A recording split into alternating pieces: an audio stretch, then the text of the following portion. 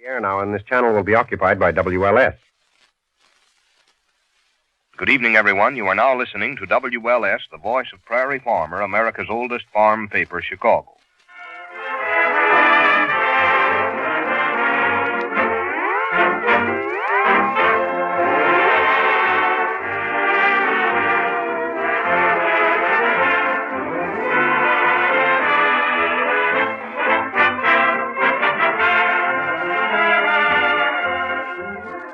Good evening, everyone. The makers of Johnson's Wax give you another gay gathering going the gamut from gorgeous glissandos to gleeful gusto, with Rico Marcelli's orchestra, Kay Donna, and Marion and Jim as that hocus-pocus husband and watchful wife, Fibber McGee and Molly.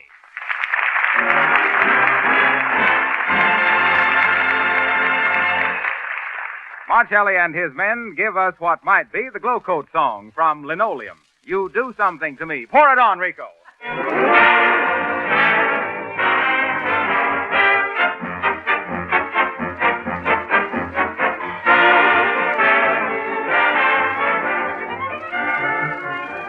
One million housekeepers have discovered that Johnson's Glow Coat is the easiest, quickest floor polish they've ever used. For Glow Coat requires no rubbing or buffing. It dries in 20 minutes and without help from you gives your floors a beautiful, sparkling polish. Dirt can't stick to the shining surface. Soiled spots wipe off easily. If your linoleum is dull and dingy, Glow Coat will quickly make it gleam like new again with practically no work on your part. And here's a suggestion. You can save as much as 1/3 by buying the larger size cans. Why not order some Glow Coat from your dealer right away and make your kitchen floor bright and cheerful for Thanksgiving Day?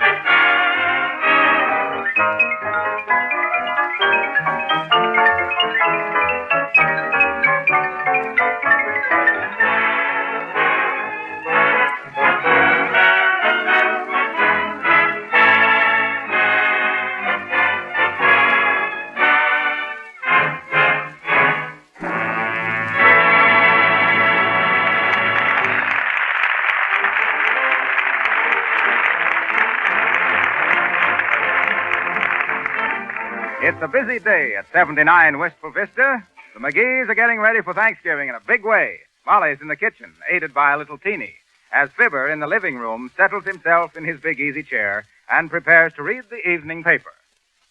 Oh, I had a hound with a very bad habit. Always chased a polecat instead of a rabbit. Hi-ho, don't give up the ship. Let's see what the paper says. New train with diesel engine makes record run over the Rockies. Bet you could make a riddle out of that. If a dozen diesels drove daily from Dallas to Denver... Fibber! Fibber!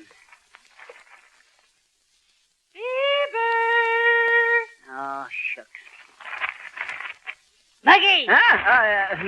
Yes, my love. You want me, Molly? Yes, I do. I want you to come out to the kitchen and help me make out... Hey, Molly, did you read here where this here feller suggests the government ought to pay for election campaigns?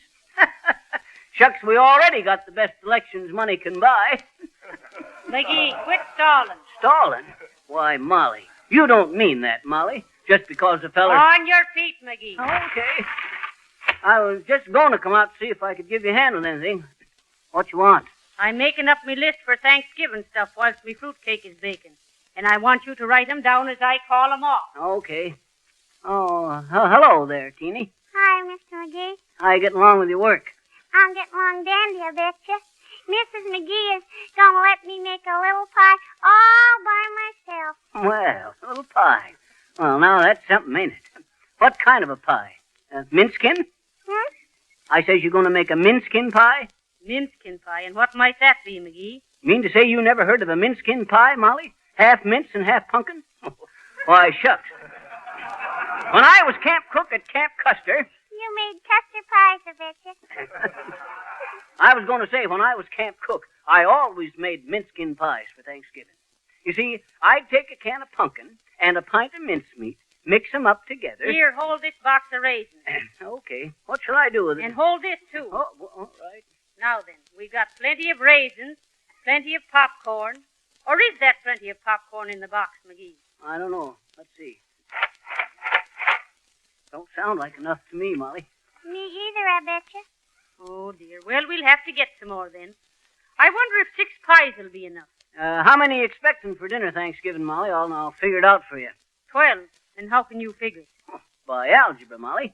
You divide 12 people by 3, 1, 4, 1, 6. What's 3, 1, 4, 1, 6? Oh, that's pi. You get it, Molly? I said you divide... It ain't funny, McGee. Okay. Keep out of that cider. Shucks, can't a feller taste it once? Once? Once, is it? How many times has he tasted that cider, Teeny? Oh, shucks. He tasted one bottle all up, I betcha. Who, me? Why, shucks, Say, what is that smells so good? That's me fruitcake, McGee. It's... No, don't be opening the oven door. Me cake will fall. Oh, shucks, it won't nother. I'd have caught it. You sure would have caught it. From me. Now then, what else do we want? A lot of vegetables, some donuts, walnuts. Are you writing them down, McGee? Nope, I can remember 'em. Donuts, walnuts, and this popcorn. Take this box, Molly. Hey, I never heard of this kind of popcorn. Torpedo brand popcorn. A kick in every kernel. Where'd you get that, Molly? I bought it from a peddler. He said it was real good. Never heard of it. Here, don't set it on the hot stove. Don't worry about that stuff popping. They ain't a pop into a package, Molly. And I ought to know, too. Why, Mr. McGee? Why, shucks, Teeny. On account of because I used to be the biggest popcorn producer at Packer's Point. Why, my popcorn used to pop so loud, I sold more of it on the 4th of July than I did all the rest of the year. Why, when a purchaser picked a package of Packer's Point popcorn, he got... A box of nutmeg. No, sir, he got... Oh, I get it. You want me to write down a box of nutmeg? McGee, we've got to go out and do some shopping. Now, is the car running? You betcha. Runs like a watch. And why not? You bought it on time. Yes, and they give me the works, too. What else we need, Molly? Well, let's see now. We've no turnips, no carrots, no onions, no cranberries. No rubbing, no buffing. Be quiet, McGee. I'm trying to concentrate. Okay. McGee, let the cider alone. I thought you was trying to concentrate. I was just fixing the cork in tight, Molly. Sure, I suppose you was going to pound it in with a drinking glass. No. Hey, Mrs. McGee, if you go out for a ride shopping, can I go with you? Please, can I?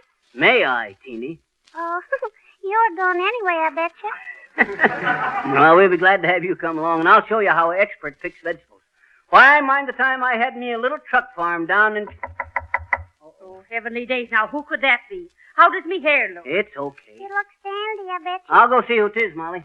Probably one of the neighbors wants my advice on the house. Oh, hello there, Geraldine. What's on your mind? Hello, Mr. McGee and Mrs. McGee and Teeny. I just ran over to buy a couple of eggs if you can spare them. Oh, yeah. Gerald always calls them prairie oysters. He says they're only good to eat in the months that have Wednesday in them. Wednesday? Isn't that ridiculous? I mean, isn't it really? Well, I guess we can let you have an egg or two, Geraldine, but why Oh, did I you... know. You're wondering why our chickens don't give us some eggs. Yeah. Well, Gerald says he doesn't know either. He says they're union hens and he doesn't know whether they're laying off or off laying. Oh, Gerald says the cutest thing. Yeah, he does. I mean, he actually does. Mm-hmm. I told him I needed some rutabagas, and what do you think he said? Rutabagas? He said he'd go to the football game Saturday and bag us some rutas. Bag us some rutas. Isn't that just too disconcerting? Yeah. I mean, is it really? Well, thanks for the egg. Oh, that's all right, Geraldine. If you need any oats or hay Oh, or... no, we don't need another thing. Thank you ever so much. Gerald says he doesn't understand how I get along so well. Well, neither do I. I just made one mistake last week. Oh. I was making some cookies and I used cold cream for shortening. Cold cream, can you imagine? Gerald says I must have been making icebox cookies. Hot stuff. Well, thanks a lot for the McGee's, Mr. Egg. Huh? I mean, thanks a lot for the eggs, Mr. McGee. Oh. Thanks, Mrs. McGee. Diddle, diddle, diddle. Whew. Them eggs will get shell-shocked before she gets home. She talks awful fast, don't she? Yep, teeny fast and to the point. Sure. To the point of distraction. Well, I suppose we better get started, Molly. Now, what in the world? Oh, gee, the popcorn is tough for me, I bet you. McGee, I told you not to set the popcorn down on top of me hot stove. Lift it up! Lift it up, McGee!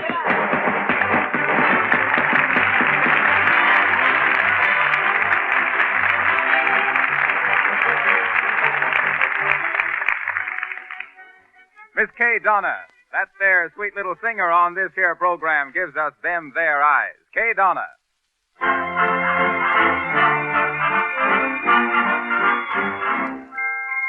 I fell in love with you first time I looked into them there eyes.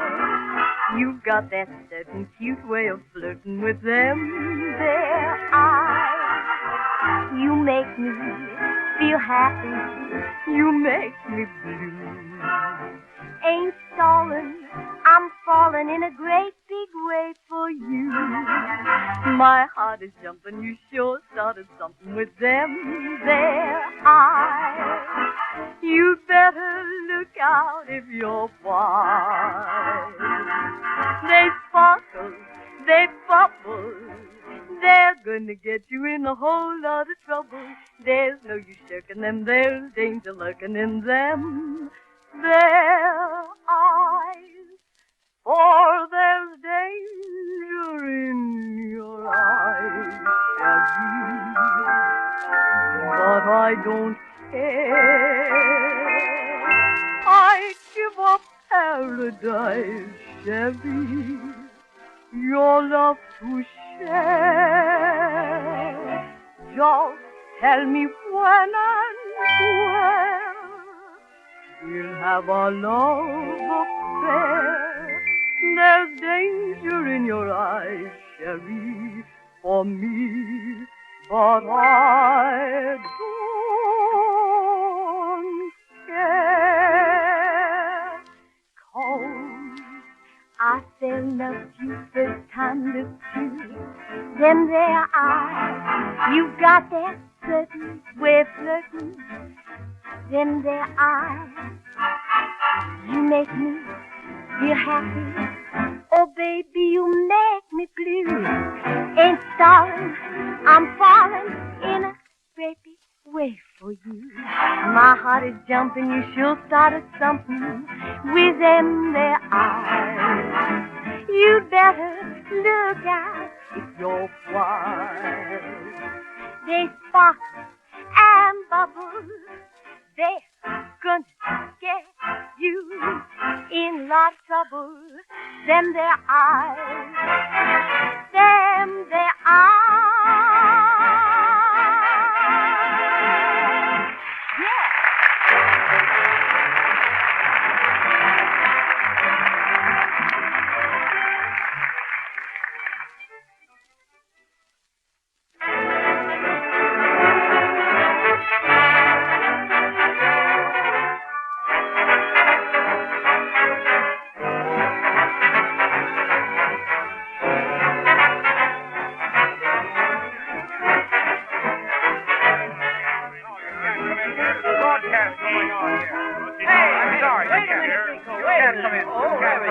Wait a minute. What's the matter over there, Harpo? Well, this man says he has a turkey here for Mrs. McGee. Oh, heavenly days. I wanted it delivered to Wistful Vista. Well, shucks, Molly, as long as you're going to get the bird anyway. Might as well get it now as any time. Come on in, boy. Gee, I'm sorry if I butted in, but Mrs. McGee said she wanted the turkey delivered tonight, and I thought... Then that's all right, Mr. Bolin. Joe Bolin, ma'am. Sit down over there, Bud, and listen to the rest of the broadcast. Well, what's the matter, Mr. Boland?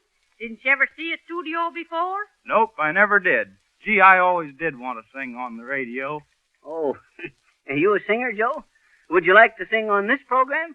Well, I guess I don't mind starting at the bottom. Ah, where'd you study? Bass Lake, Indiana. Oh, a bass singer. Done a lot of hog calling in my time. They say I got a real powerful voice. Listen. Here.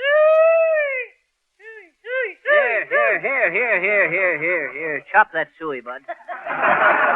I'll tell you what, Marcelli started to play something anyway, so you just join in and sing the chorus. There's a slight charge for the use of the microphone. McGee. But, now, go ahead, Marshmelly. Stand by.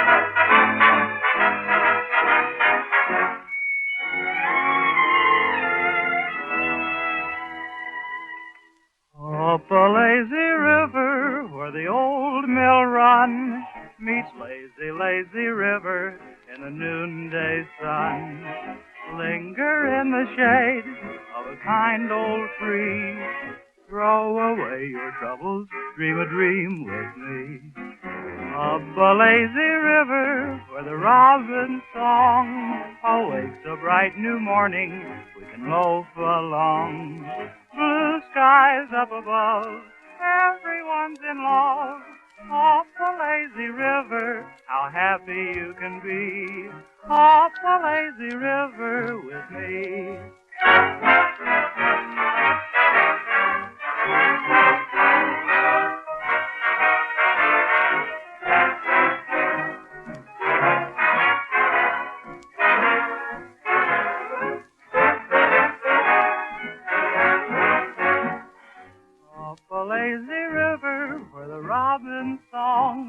Awakes a bright new morning, we can loaf along. Blue skies up above, everyone's in love. Up a lazy river, how happy you can be. Up a lazy river with me.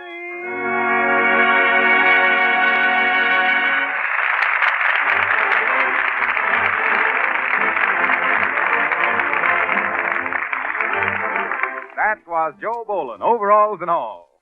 And that was the first time he's ever sung on the air. And now, with the wink of an eye and a tongue in the cheek, we switch the scene to where Fibber and Molly and Teeny are riding along a country road, looking for a vegetable stand.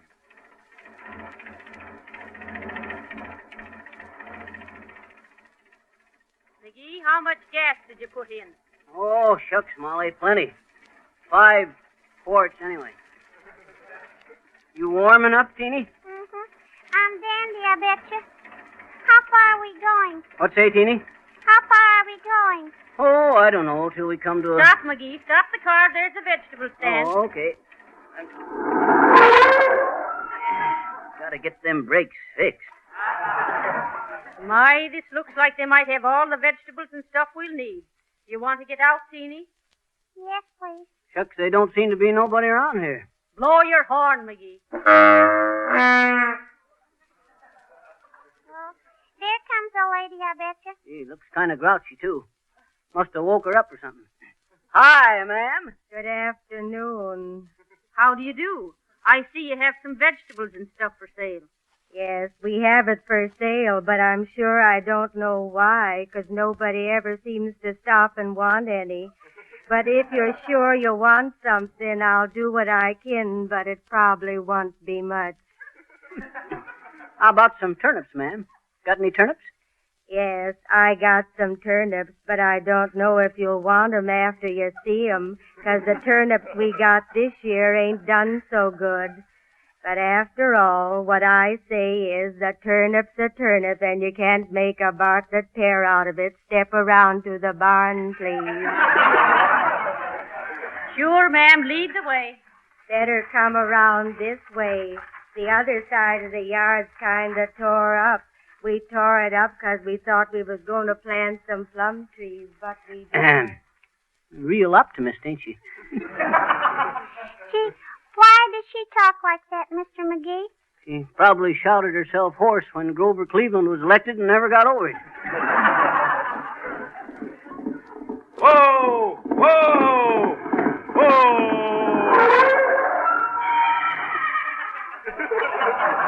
Pardon me, madam. Are you the farmer's daughter? Why, yes, I'm the daughter. Well, I am the traveling salesman, and I have here a can of the finest, no-rubbing floor polish you can possibly buy.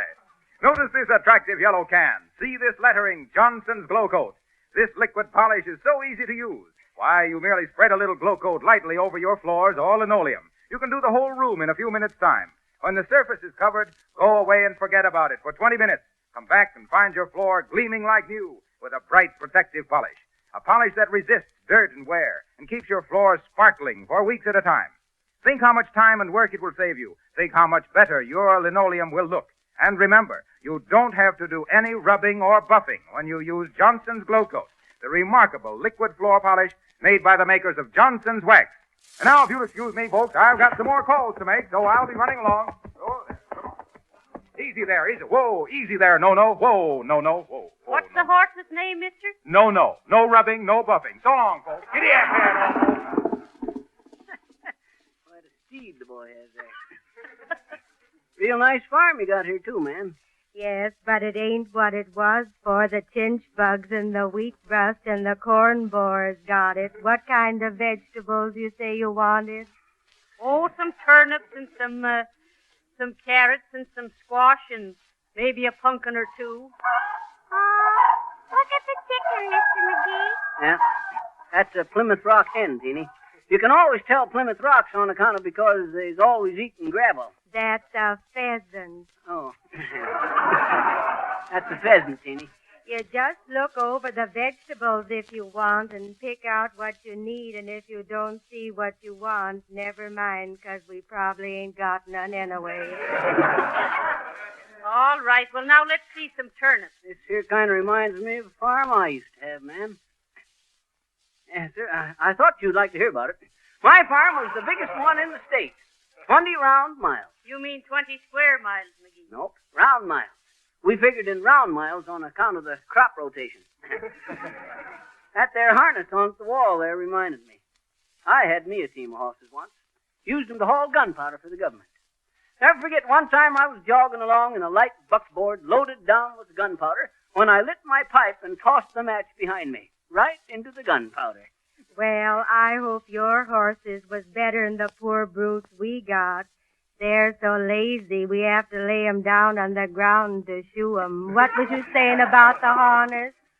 Oh, nothing. That just reminded me of the gunpowder and me tossing a lighted match into it. Well, ain't you interested in what happened, ma'am? No, I guess not. Well, I am, Mr. McGee.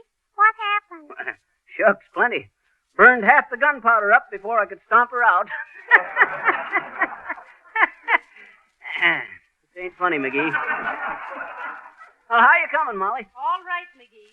I think these are real nice vegetables, ma'am. Oh, I guess they're all right, only we don't eat so much. We eat what we can, and what we can't eat, we can.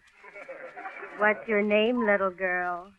Teeny. Real nice young'un, ain't she, ma'am? Oh, I guess she is. Seems though her cheeks are real red. Looks kind of feverish. Don't seem so full of life and play like I was when I was a girl. Are you finding what you want, lady? Sure, McGee, you can start carrying this stuff out to the car. Okay.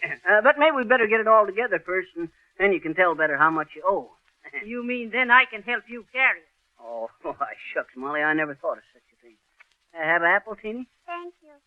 Those are real good apples, only I wouldn't eat it till you wash it off, 'cause we spray 'em with arsenic, and folks say it ain't very good for you to eat arsenic. So, my goodness, I don't know why not. The pigs seem to thrive on it. It's real cold today, ain't it? Yeah, yes, it is. And just this kind of a day I had me that funny experience with the rawhide harness. You want to hear about it, ma'am, while Molly finishes picking out the vegetables?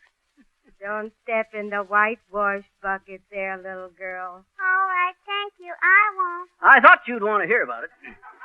Well, sir, this here harness I had was made of rawhide. Real good and strong, too. Only one day, a day just like this here one, I was driving home and a pelting rain come up. Up or down, Mr. McGee? Oh, don't be so fussy, Teeny.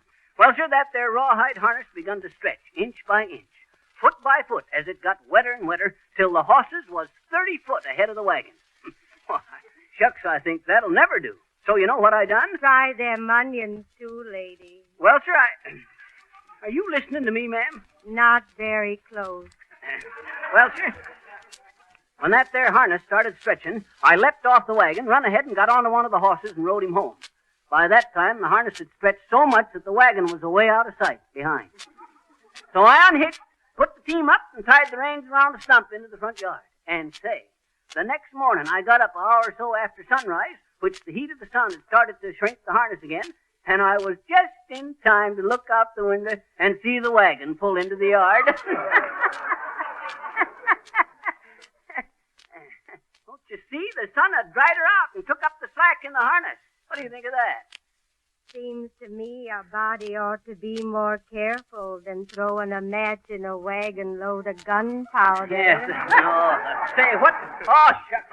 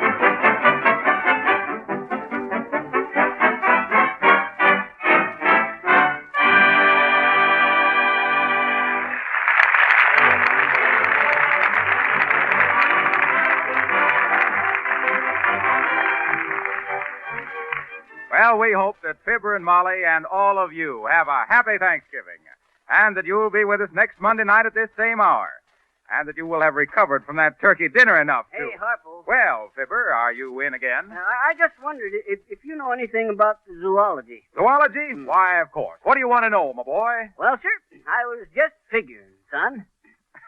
Thursday's Thanksgiving, and everybody wants a drumstick, and they being only 2 drumsticks to a bird. If the turkey could be crossed successful with the centipede, why, they'd make it... Let's come back here. Oh, well, you be thinking about that, Harpo. Well, that was a swell theory of Fibber's, but we don't think he has a leg to stand on, scientifically. Anyway, come back with us next Monday night at this same hour, when we'll join Fibber McGee and Molly as they conduct a sidewalk broadcast and interview passers-by on important questions. Until then, may we remind you that just as the best housekeepers use Johnson's Wax and Johnson's Glow Coat to keep their houses clean and shining, so the most particular car owners keep their cars sparkling with Johnson's Auto Wax and Cleaner. This is Groucho Wilcox, one of the Floor Wax Brothers. Good night.